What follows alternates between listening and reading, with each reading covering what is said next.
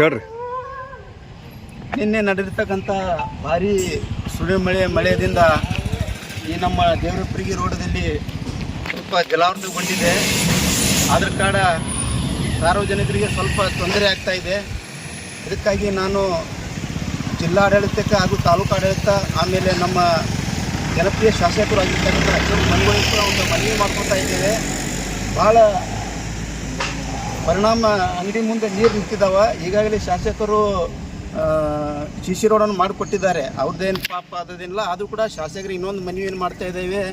ಅದು ಜಗದಂಬ ಸ್ಕೂಲದಿಂದ ಸುಮಾರು ಇಲ್ಲಿ ಸ್ವಾಮಿಗಳ ಪ್ಲಾಟ್ವರೆಗೆ ಒಂದು ರೋಡ್ ಅಗಲೀಕರಣ ಮಾಡಿ ನಡಬಾರಕ ವಿದ್ಯುತ್ ದೀಪ ಡ್ರೈನೇಜ್ ಮಾಡಿಕೊಟ್ರೆ ಸಾರ್ವಜನಿಕರಿಗೆ ಭಾಳ ಅನುಕೂಲವಾಗ್ತೈತೆ ಅಂತ ಮಾನ್ಯ ಶಾಸಕರಿಗೆ ನಾನು ಕಳಕಳಿಯ ಮನವಿ ಮಾಡ್ತಾ ಇದ್ದೇನೆ.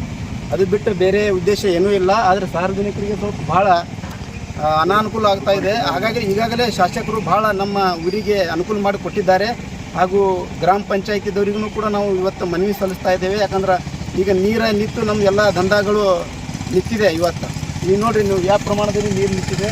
ಅದಕ್ಕಾಗಿ ದಯವಿಟ್ಟು ಈ ಎಲ್ಲ ಅಂಗಡಿ ಮುಂಗಟ್ಟುಗಳು ಸ್ವಲ್ಪ ಜಲಾವೃತಗೊಂಡಿದೆ. ದಯವಿಟ್ಟು ತಾವು ಬೇಗನೆ ಇದಕ್ಕೆ ಪರಿಹಾರ ಕೊಡಿಸಬೇಕಾಗಿ ತಮ್ಮಲ್ಲಿ ವಿನಂತಿ.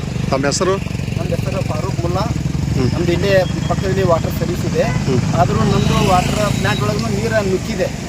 ಇರಲಿ, ಇದು ಅನಿವಾರ್ಯ. ಆದರೂ ಕೂಡ ಅದು ಪರಮಾತ್ಮ ಕೊಟ್ಟಿರುವಂಥ ನೀರಿಗೆ ನಾವು ಏನೂ ಮಾಡಲ್ಲ. ಆದರೂ ಕೂಡ ನಾವು ಸಾರ್ವಜನಿಕರಿಗೆ ಅನುಕೂಲವಾಗಲಿ ಅಂತ ನಾನು ದಯವಿಟ್ಟು ಮತ್ತೊಮ್ಮೆ ತಮ್ಮಲ್ಲಿ ವಿನಂತಿಸಿಕೊಳ್ತಾ ಇದ್ದೀನಿ. ಆದಷ್ಟು ಶೀಘ್ರದಲ್ಲೇ ಇದೊಂದು ರೋಡ್ ಅಗಲೀಕರಣ ಮಾಡಿ ಡ್ರೈನೇಜ್ ಮಾಡಿ